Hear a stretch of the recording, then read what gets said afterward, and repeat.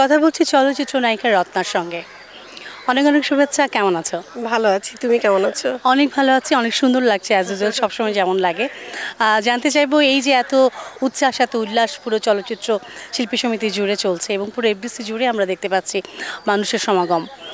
এবারে নির্বাচন আসলে এমন কি ব্যতিক্রম হয়েছে যে এত মানুষের সমাগম এবং সবাই এত উচ্ছ্বাস উল্লাস নিয়ে প্রতিটা মুহূর্ত কাটাচ্ছে? সবার প্রিয় মানুষগুলো চলে এসছে এবারে নির্বাচনে, মানে মনোনীত প্রার্থী যারা ছিলেন তাদের মধ্যে থেকে সবচেয়ে প্রিয় মানুষগুলো চলে এসছে। মনোহর হোসেন ডিপজল, একজন মিশা সওদাগর এবং এই প্যানেলে আমরা যারা ছিলাম চলচ্চিত্রের প্রাণের মানুষ, এই জন্য এত উচ্ছ্বাস ঈদের মতন এফডিসি। আচ্ছা, আমরা জানি যে রত্না এবার সর্বোচ্চ ভোট পেয়ে কার্যনির্বাহী সদস্য হিসেবে পদ পেয়েছে এবং এই যে এই জায়গাটায় ভালোবাসার একটা নতুন রূপ তুমি দেখেছো। একজন নায়িকা হিসেবে যে ভালোবাসার জায়গাটা জুড়ে সাধারণ মানুষের কাছে আসে, একজন শিল্পী হিসেবে অন্যান্য শিল্পীর কাছে সে একই ভালোবাসা, কেমন লাগছে? সত্যি কথা বলতে শিল্পীদের ভালোবাসা পাওয়া কিন্তু এত ইজি না, কারণ এখানে অভিনয় শিল্পীরা ভোটার, অভিনয় শিল্পীরা প্রার্থী, তো তাদের সাথে কিন্তু অভিনয় চলে না। আমি যদি অভিনয় করে একটা মিথ্যে কথা বলি, তাদেরকে ভালোবাসার অভিনয় করি, তারা কিন্তু বুঝে যায়, কারণ অভিনেতা অভিনেত্রীদের খেলা এখানে। এখানে রিয়েল ভালোবাসাটা আমি যে তাদের ভালোবাসি এটা বুঝতে পেরেছে। এবং আমি সর্বোচ্চ ভোট এখানে না, ফিল্ম ক্লাবে 4 বার ইলেকশন করেছি, 4 বার পেয়েছি। এখানে আমার তৃতীয়বার ইলেকশন, তৃতীয়বার আমি সর্বোচ্চ ভোট পেয়েছি, আলহামদুলিল্লাহ। তো এইটাই বলবো যে আমার সার্থকতা, যে শিল্পীরা অভিনয় বুঝে না, শিল্পীরা মৌলিক ভালোবাসাটা বুঝে, সেই ভালোবাসাটা আমরা দিতে পারি, সেজন্যই। আচ্ছা, অভিনয়ের জায়গাটা একটু জানতে চাই। কাজের জায়গাটা আসলে এখন কতটুকু ব্যস্ততা কাটাচ্ছ সুমি, এবং নতুন কি কাজ আমরা পাচ্ছি? এখন বেকার, নতুন একটা কাজ আসবে। হ্যাঁ, একদম দায়িত্ব পেয়েছি। নির্বাচন আমাদের প্রত্যাশা না, আমরা নির্বাচনী ইলেক্টেড মেম্বার হয়ে সমিতিতে বসে থাকবো, বেকার সমিতি হবে এটা প্রত্যাশা না।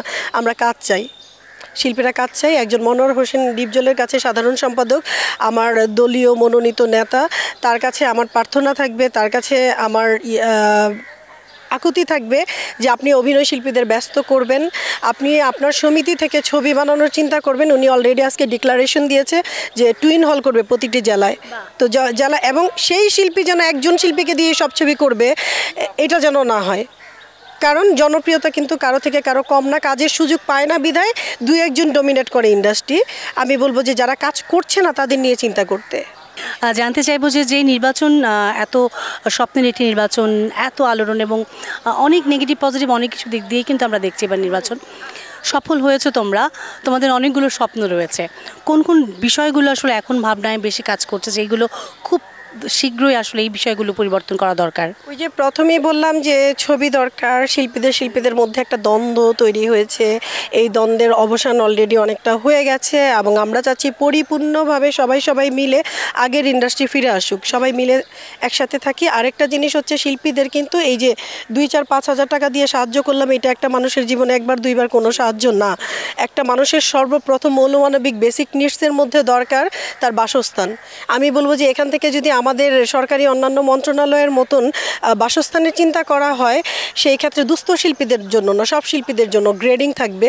তো সেই গ্রেডিং করে অ্যাপ্লিকেবলকে যদি বাসস্থানের চিন্তা একদম গভর্নমেন্ট থেকে করিয়ে নিয়ে আসা হয় আমাদের সমিতি থেকে, এটা হবে আমাদের বড় সার্থকতা। আমি চাচ্ছি, আমি প্রপোজাল রেখেছি অলরেডি আমার মনোনীত সভাপতি সেক্রেটারির কাছে। আশা করি যে এই দিকটা আমরা এগিয়ে নিয়ে গেলে অনেক ভালো হবে, মঙ্গল হবে। আমরাও সেরকম কিছু একটা চাই, ভালো কিছু আসুক। অগণিত দর্শক শ্রোতা বন্ধু দেখছে যারা রত্নাকে ভালোবাসে, রত্নার ছবি ভালোবাসে, রত্নার অভিনয় ভালোবাসে, তাদের উদ্দেশ্যে যদি কিছু বলবার থাকে।